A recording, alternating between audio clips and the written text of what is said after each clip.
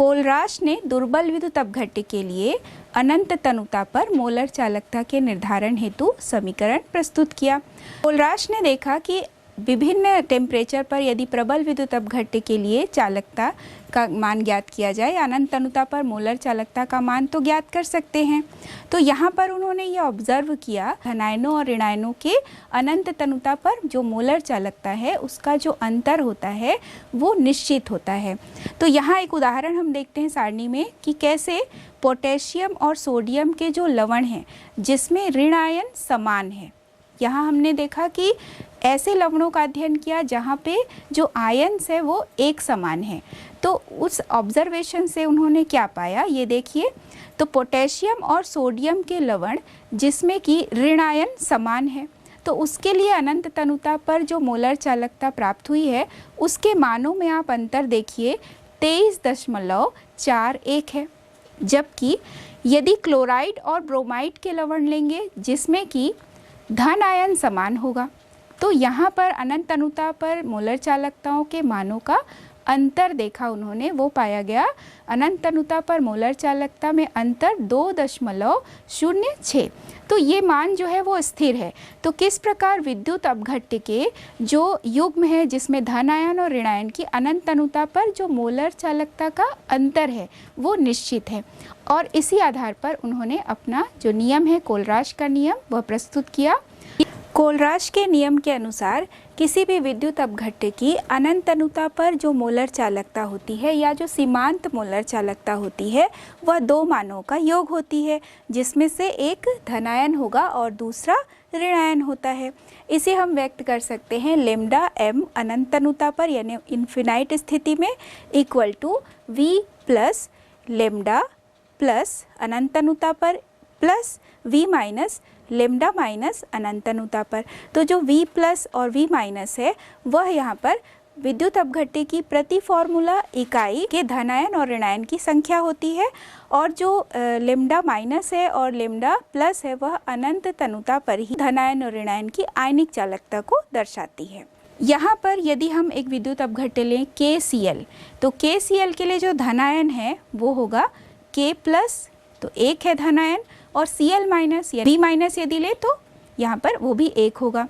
इसी तरह से दूसरा हम लिखते हैं मैग्नीशियम क्लोराइड, जिसमें मैग्नीशियम के लिए आयंस जो हैं वो मैग्नीशियम एक है और क्लोराइड आयनों की संख्या यहाँ पर 2 है। तो V माइनस इक्वल टू 2 होगा और V प्लस इक्वल टू 1 होगा। तो सबसे पहले हम देखेंगे कि कैसे दुर्बल विद्युत अपघट्य की मोलर चालकता की गणना कर सकते हैं।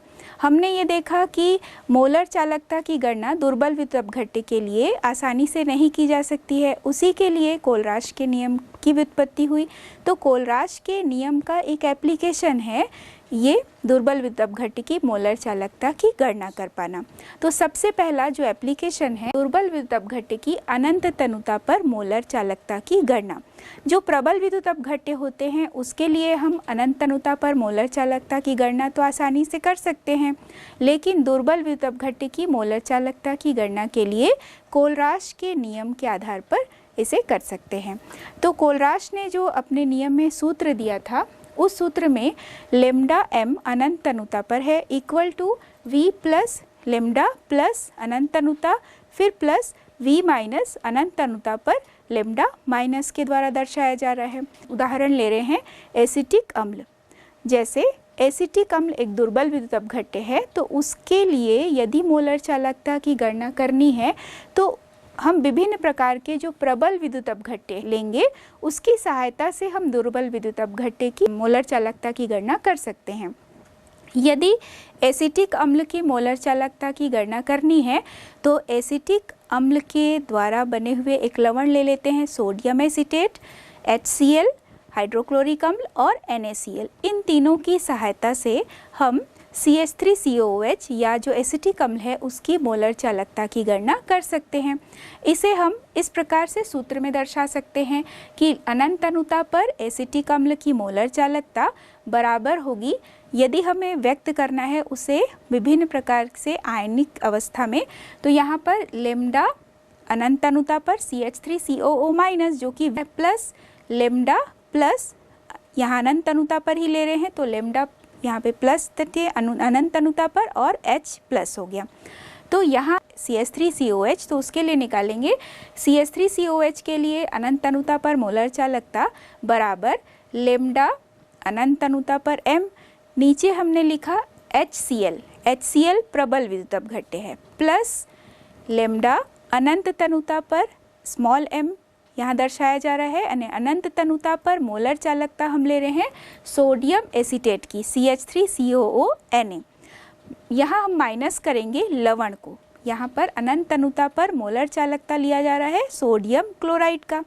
तो दो चीज़ों को हमने जोड़ा, यहाँ पर हमने HCl और सोडियम एसीटेट के अनंत तनुता पर मोलर चालकताओं का जो मान है उसे हमने जोड़ा, और उसमें से जो सोडियम क्लोराइड है मोलर चालकता उसके अनंत तनुता पर जो हमें प्राप्त हुई है उस मान को उसमें से माइनस करते हैं, तो हमें एसिटिक अम्ल की मोलर चालकता अनंत तनुता पर ज्ञात हो जाती है।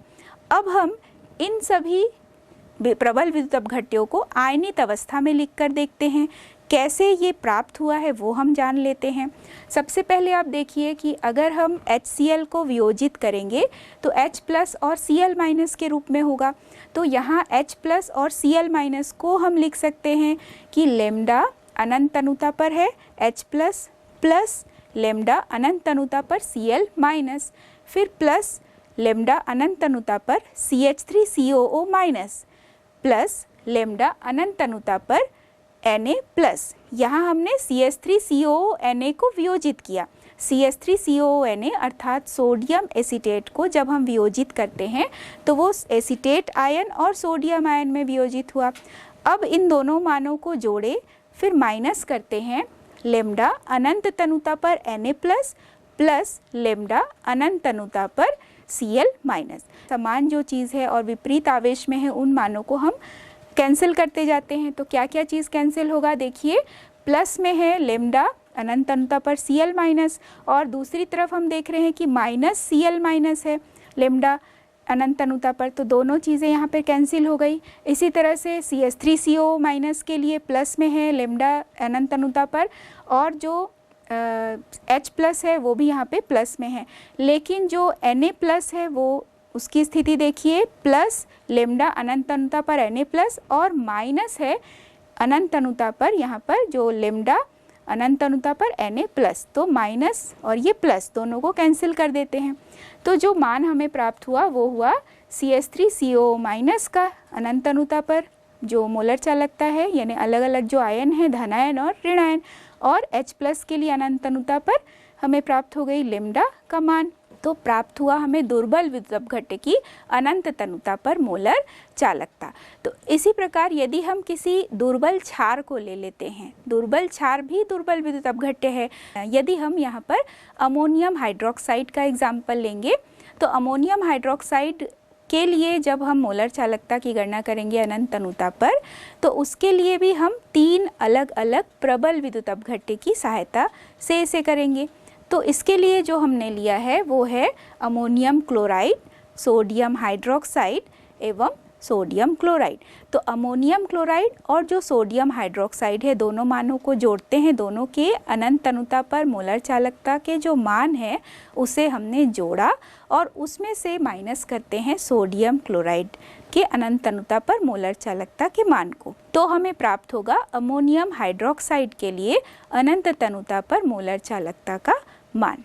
अब हम दुर्बल विद्युत अपघट्य की वियोजन की मात्रा की गणना भी कोलराश के नियम के आधार पर कर सकते हैं।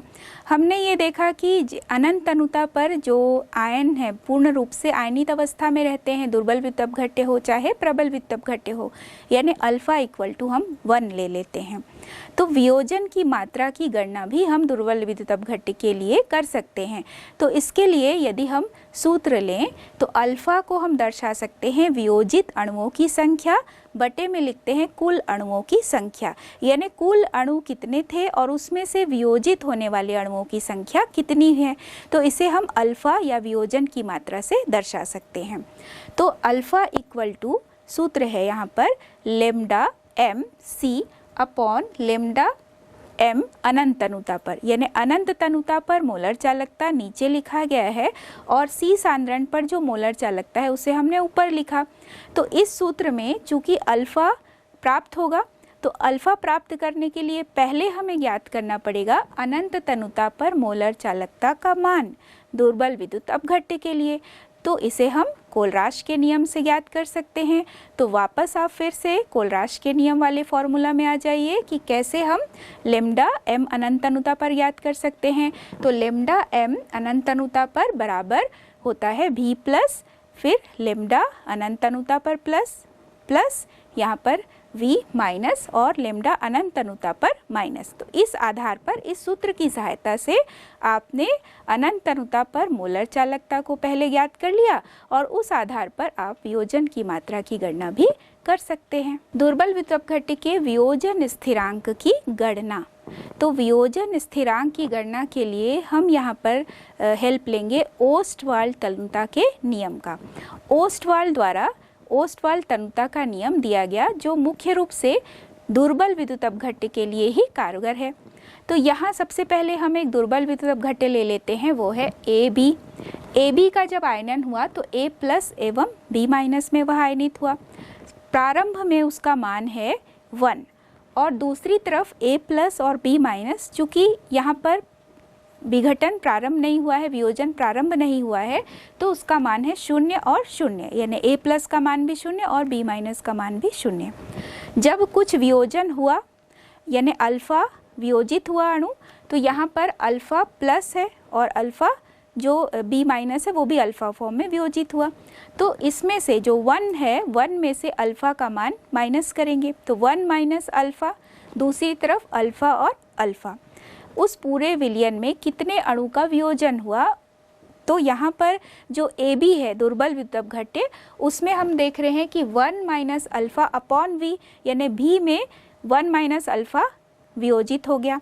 दूसरी तरफ हम देखते हैं कि A प्लस के लिए यदि हम इसको देखें तो क्या होगा, अल्फा अपॉन V, और दूसरी तरफ जो B माइनस है उसके लिए भी होगा अल्फा अपॉन V। तो द्रव्य अनुपाती क्रिया का नियम क्या कहता है कि जहाँ पर उत्पादों के विभिन्न जो मोलर सांद्रताएं होती हैं, विभिन्न उत्पाद के जो एक्टिव मास होते हैं उनके गुणनफल और जो अभिकारक होते हैं उनकी मोलर सांद्रताओं का जो गुणनफल होगा वो सदैव एक स्थिरांक होता है। तो K बराबर हम लिख सकते हैं अल्फ़ा बाई V फिर into alpha by V upon 1 minus alpha by V।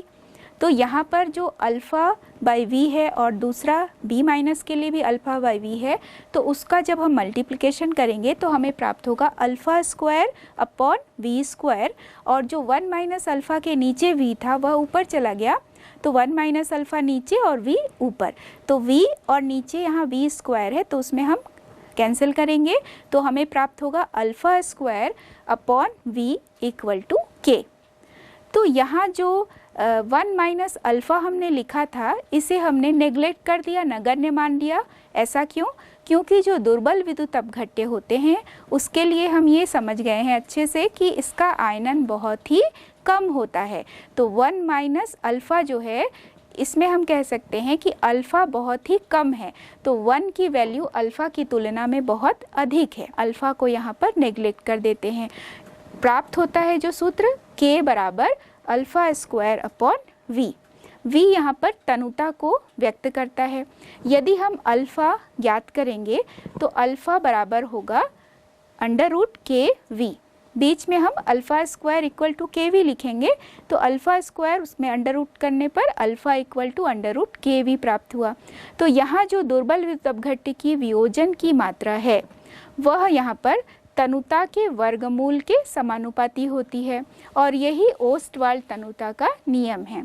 इसे यदि हम सांद्रता के रूप में व्यक्त करेंगे तो ओस्टवाल्ड नियम के आधार पर ये क्या होगा, किसी भी दुर्बल विद्युत अपघट्य के लिए जो वियोजन की मात्रा है वह उसके सांद्रता के वर्गमूल के व्युत्क्रमानुपाती होगा। जैसे हमने तनुता के वर्गमूल के समानुपाती लिया, यदि हम उसे सांद्रता पद में करेंगे तो वह सांद्रता के वर्गमूल के व्युत्क्रमानुपाती होता है। तो यहाँ तो हमें प्राप्त हो गया अल्फ़ा का मान। इस अल्फ़ा के मान की सहायता से यानी वियोजन की मात्रा के मान के आधार पर हम वियोजन स्थिरांक की गणना यानी k की गणना भी कर सकते हैं। कोलराश के नियम की सहायता से जो अल्पविलेय लवण होते हैं उनके लिए कैसे हम विलेयता को ज्ञात कर सकते हैं ये जानेंगे। तो जो अल्पविलेय लवण है उसके कुछ उदाहरण देखिए, silver chloride, lead sulphate, barium sulphate, ये सभी अविलेय होते हैं लगभग, लेकिन फिर भी जब इसे जल में घोला जाता है तो कुछ मात्रा में ये घुलते हैं। यहाँ पर ये अल्पविलेय लवण की तरह कार्य कर रहे हैं। तो जल में जब इसे घोला जाता है तो इसकी बहुत कम मात्रा ही जल में घुलती है, उससे ज़्यादा वह उसमें नहीं घुलते हैं। तो कम मात्रा घोलकर ही वह जल में एक संतृप्त विलयन बना लेते हैं। तो ये जो संतृप्त विलयन बनता है उसकी चालकता की गणना भी हम कोलराश के नियम की सहायता से कर सकते हैं, क्योंकि जो संतृप्त विलयन यहाँ बना है चूँकि उसमें विलेयता लवण की बहुत ही कम है तो वह एक तनु विलयन की तरह कार्य करता है। अनंत तनुता पर जो यहाँ तुल्यांक चालकता है वह इसकी C सांद्रता पर जो तुल्यांक चालकता है उसके बराबर हो गई। तो जो कोलराश के नियम के आधार पर हमने देखा था कि यहाँ पर अनंत तनुता पर यदि हम मोलर चालकता या तुल्यांक चालकता की गणना कर लेंगे तो उसके आधार पर हम इसके जो C सांद्रता पर मोलर चालकता है वो भी प्राप्त कर सकते हैं। तो C सांद्रता पर तुल्यांक चालकता है वह बराबर है अनंत तनुता पर तुल्यांक चालकता के। तो यदि यह K इंटू V के बराबर है तो अनंत तनुता पर जो तुल्यांक चालकता होगी वह भी K इंटू V के बराबर होगी। तो यहाँ पर हमने देखा कि जो अनंत तनुता पर जो तुल्यांक चालकता है वह धन आयन और ऋण आयन के जो चालकताएं हैं उसका योग होती है। तो उसे हम प्रदर्शित करते हैं कि लेम्डा अनंत तनुता पर C यहाँ कैटायन यानी धन आयन को दर्शाता है, प्लस लेम्डा अनंत तनुता पर A यहाँ पर एन आयन यानी ऋण आयन को दर्शाता है। तो यहाँ यदि इसे धन और ऋण के आधार पर लेंगे तो इसे किसी भी धन आयन ऋण आयन यानी जो लवण है, यदि मान लीजिए लवण हम लेड सल्फेट लेते हैं तो Pb2+ है और सल्फेट 2- है, तो उस आधार पर धन और ऋण के आधार पर इसे हम बांट सकते हैं। तो अनंत तनुता पर जो तुल्यांक चालकता है वो हमें प्राप्त हो गई कप्पा इंटू V। तो यहाँ पर हम V को ज्ञात कर सकते हैं लेम्डा अनंत तनुता पर प्लस लेम्डा माइनस अनंत तनुता पर अपॉन हमने लिया कप्पा इक्वल टू V। तो यहाँ हमें तनुता प्राप्त हो गई। तो जब हमें तनुता प्राप्त हो गई तो इस आधार पर हम ग्राम प्रति लीटर में जो सांद्रता है वो भी व्यक्त कर सकते हैं। विलयन की सांद्रता ग्राम प्रति लीटर में हो सकती है यहाँ पर 1000 गुणा E/V। E यहाँ पर तुल्यांक भार को दर्शाता है, इक्विवेलेंट वेट को दर्शाता है। तो इस तरह से किसी भी अल्पविलेय लवण की विलेयता को भी हम कोलराश के नियम की मदद से ज्ञात कर सकते हैं।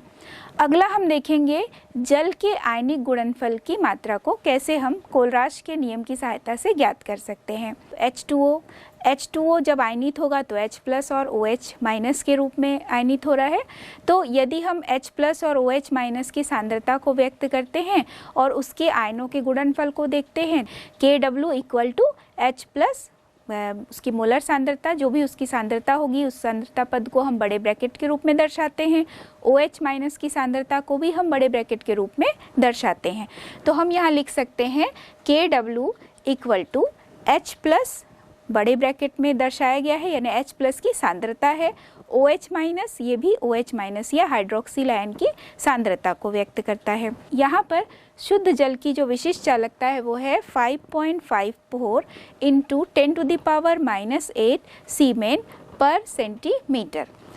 तो कोलराश के नियम आधार पर जो अनंत तनुता पर जल के लिए यदि हम मोलर चालकता की गणना करेंगे वह होगा इक्वल टू लेम्डा अनंत तनुता पर H+, चूँकि जल में जो H+ है हाइड्रोजन आयन वो धन आयन के रूप में है और जो OH- है वो ऋण आयन के रूप में है, तो प्लस हम लिख सकते हैं लेम्डा अनंत तनुता पर OH-।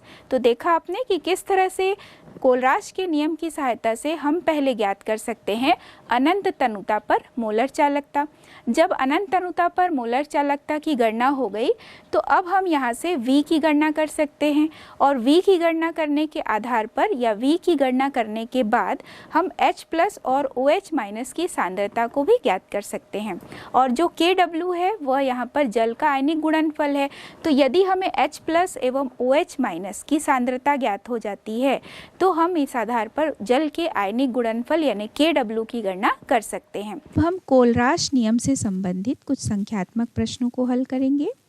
पहला प्रश्न है कोलराश के नियम पर आधारित कि एसिटिक अम्ल के लिए अनंत तनुता पर मोलर चालकता की गणना कीजिए। इसके लिए दिया हुआ है अनंत तनुता पर मोलर चालकता HCl के लिए 426 प्रति ओम सेंटीमीटर स्क्वायर पर मोल और अनंत तनुता पर NaCl के लिए जो मोलर चालकता का मान है वह है 126 पर ओम सेंटीमीटर स्क्वायर पर मोल। अनंत तनुता पर सोडियम एसीटेट के लिए मोलर चालकता की वैल्यू 91 पर ओम सेंटीमीटर स्क्वायर पर मोल है। हल करने पर जो हमें वैल्यू प्राप्त होती है इसे हम एसिटिक अम्ल दुर्बल विद्युत अपघट्य है तो उसके लिए ज्ञात करना है। तो सबसे पहले सोडियम एसीटेट के लिए जो अनंत तनुता पर मोलर चालकता, HCl के लिए अनंत तनुता पर मोलर चालकता, दोनों को हम योग करेंगे और उसमें से जो लवण है यानी NaCl उसके अनंत तनुता पर मोलर चालकता का जो मान दिया है उसका उसमें से अंतर करेंगे तो हमें प्राप्त होगा अनंत तनुता पर दुर्बल विद्युत अपघट्य एसिटिक अम्ल के लिए मोलर चालकता का मान। तो सोडियम एसीटेट के लिए अनंत तनुता पर मोलर चालकता की वैल्यू है 91 प्लस HCl के लिए अनंत तनुता पर मोलर चालकता 426 माइनस 126 जो कि सोडियम क्लोराइड की अनंत तनुता पर मोलर चालकता है। हल करने पर जो मान प्राप्त होगा 391 पर ओम सेंटीमीटर स्क्वायर पर मोल। प्रश्न दूसरा कोलराश नियम पर आधारित 0.00241 मोलर एसिटिक अम्ल की चालकता 7.896 गुणा 10⁻⁵ सीमेंस पर सेंटीमीटर इसकी मोलर चालकता की गणना करनी है। यदि एसिटिक अम्ल के लिए अनंत तनुता पर मोलर चालकता का मान 390.5 सीमेंस सेंटीमीटर स्क्वायर पर मोल हो तो वियोजन स्थिरांक की गणना करनी है। यहाँ lambda m equal to kappa into 1000/m value दी हुई है कप्पा के लिए 7.896 इंटू 10⁻⁻5 इंटू 1000/0.00241 तो आंसर होगा मोलर चालकता का 32.76।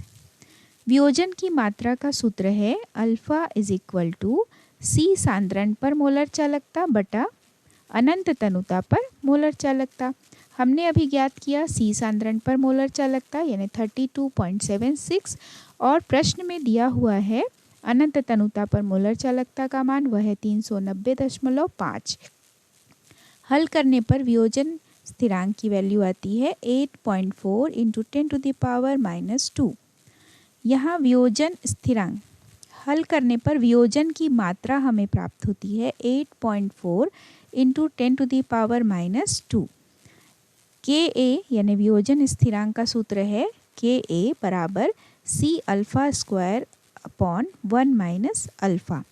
C की वैल्यू है यहाँ पर 0.00241 गुणा 8.4 गुणा 10⁻⁻2 और इसका होल स्क्वायर लिया गया है अपॉन 1 माइनस 8.4 इंटू 10⁻⁻2।